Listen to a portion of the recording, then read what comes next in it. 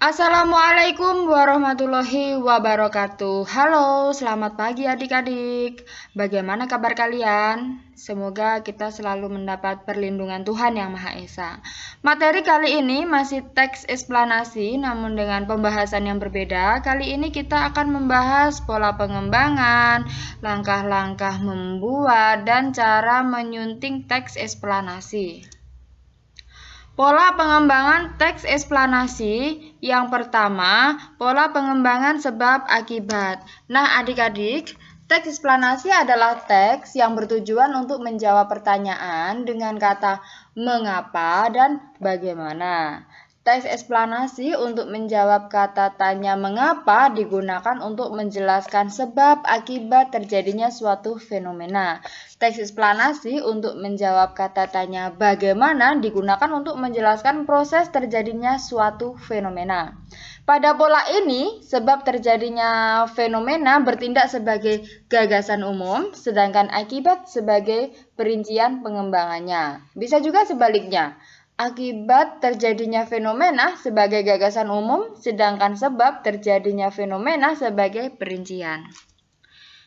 Yang kedua, pola pengembangan proses. Nah, adik-adik, teks eksplanasi dapat digunakan untuk menjelaskan proses dan menyampaikan suatu urutan dari tindakan atau perbuatan untuk menciptakan atau menghasilkan sesuatu dari terjadinya suatu fenomena. Pola pengembangan proses dapat digunakan dengan langkah-langkah sebagai berikut. Yang pertama, mengetahui perincian secara menyeluruh. Yang kedua, membagi proses menurut tahapan-tahapan kejadian. Yang ketiga, menjelaskan setiap urutan ke dalam detail-detail yang tegas sehingga pembaca dapat melihat seluruh proses dengan jelas. Selanjutnya, langkah-langkah penulisan teks eksplanasi. Pertama, menentukan topik. Nah, adik-adik, dalam menyusun sebuah teks eksplanasi, adik-adik harus menentukan topik. Topik adalah sesuatu yang wajib ada dalam menyusun teks. Topik yang digunakan harus difokuskan secara terperinci agar pokok bahasan membentuk suatu teks yang padu. Topik digunakan penulis dalam mengembangkan dan menjabarkan uraiannya.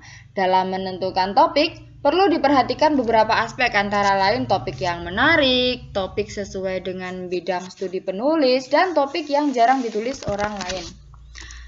Kedua, menentukan tujuan penulisan. Nah, adik-adik, setelah menemukan suatu topik yang menarik, langkah selanjutnya adalah menentukan tujuan penulisan. Setiap penulis harus mengungkapkan dengan jelas tujuan penulisan yang akan dikerjakan. Tujuan penulisan merupakan titik tolak seluruh kegiatan menulis. Rumusan tujuan penulisan adalah suatu gambaran penulis dalam kegiatan menulis selanjutnya. Dengan menentukan tujuan, penulis akan diketahui isi yang harus dilakukan pada tahapan penulisan. Yang ketiga, mengumpulkan data dari berbagai sumber. Nah, adik-adik, data merupakan bagian penting dalam penulisan teks eksplanasi. Data digunakan untuk mendukung penulisan teks. Data berasal dari bahan yang dikumpulkan untuk mengkaji sebuah topik tulisan. Akan tetapi, data yang digunakan harus dipersempit. Data dipersempit dengan memusatkan perhatian pada suatu masalah. Jadi, bahan-bahan yang dikumpulkan lebih terfokus. Data tersebut kemudian dijadikan pegangan penulis dalam menjelaskan topik yang telah ditentukan. Nah, sumber data dapat diperoleh dari buku referensi, majalah, wawancara, jurnal ilmiah, atau situs-situs internet. Yang keempat, menyusun kerangka. Nah, adik-adik, kerangka dalam penyusunan teks digunakan sebagai pola dasar yang akan dikembangkan menjadi suatu teks yang utuh. Kerangka disusun mulai dari yang sederhana hingga yang rumit. Secara sederhana, kerangka teks terdiri atas pendahuluan, isi, dan penutup. Dari kerangka tersebut, kemudian dikembangkan menjadi suatu kerangka yang lebih detail. Kerangka pada teks eksplanasi harus disesuaikan dengan struktur teks eksplanasi. Jadi, kerangka dalam menyusun teks eksplanasi harus meliputi pernyataan umum sebagai pendahuluan, penjelasan proses sebagai isi, dan penutup. Penutup dalam teks eksplanasi dapat juga berupa simpulan, pernyataan, atau interpretasi penulis. Yang kelima, mengembangkan kerangka. Nah, adik-adik, mengembangkan kerangka ini yang telah disusun dapat digunakan untuk menulis teks eksplanasi. Kerangka tersebut dikembangkan dengan data dan referensi yang telah dikumpulkan. Proses pengembangan kerangka menjadi teks eksplanasi tergantung pada tingkat pemahaman penulis terhadap materi yang ditulisnya. Dengan menggunakan data dan kerangka yang sudah dibuat, kegiatan menulis teks eksplanasi dapat dilakukan dengan kreatif, mengalir, dan nyata. Data yang telah dikumpulkan juga berfungsi agar kerangka tidak menumpuk dengan permasalahan lain. Oleh karena itu, adik-adik, pengembangan kerangka menjadi suatu karangan harus sistematis dan terarah. Alur pengembangan juga harus disusun secara teliti dan cermat. Semakin sistematis, logis, dan relevan pada tema yang ditentukan, semakin berbobot penulisan yang adik-adik lakukan. Nah, berikut adalah contohnya. Topik penyalahgunaan narkoba. Tujuannya, mengetahui pengertian jenis dan dampak penyalahgunaan narkoba.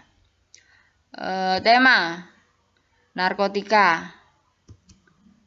Dan kerangka karangannya, pengertian narkotika, golongan narkotika, jenis narkotika, dan dampak narkotika. Selanjutnya, unsur penting yang harus diperhatikan dalam penyuntingan. Yang pertama, ketepatan penulisan. Maksudnya begini, ketepatan penulisan dalam penulisan huruf, kata, lambang bilangan, atau ketepatan tanda baca dan ketepatan tanda baca. Yang kedua, ketepatan penggunaan kata-kata untuk mengungkapkan suatu maksud yang sesuai dengan situasi dan kondisi. Yang ketiga, keefektifan kalimat untuk mewakili gagasan atau perasaan penulis yang ingin disampaikan kepada pembaca.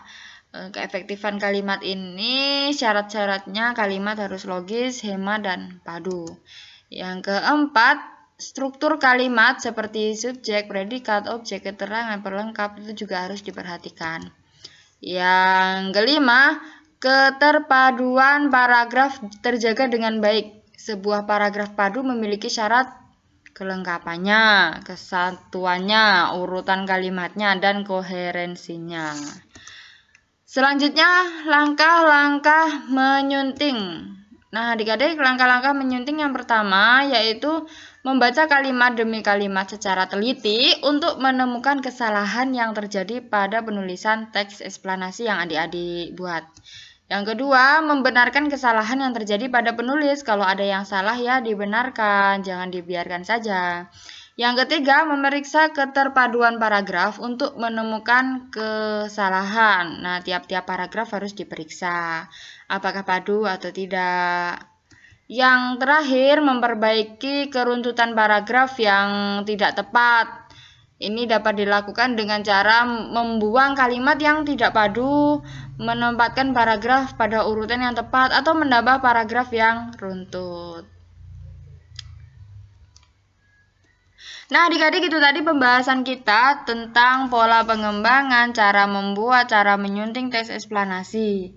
Apabila ada yang ingin ditanyakan, apabila ada yang ingin disampaikan, adik-adik bisa menulis di kolom komentar. Saya mohon maaf apabila ada kekurangan dalam penjelasan kali ini.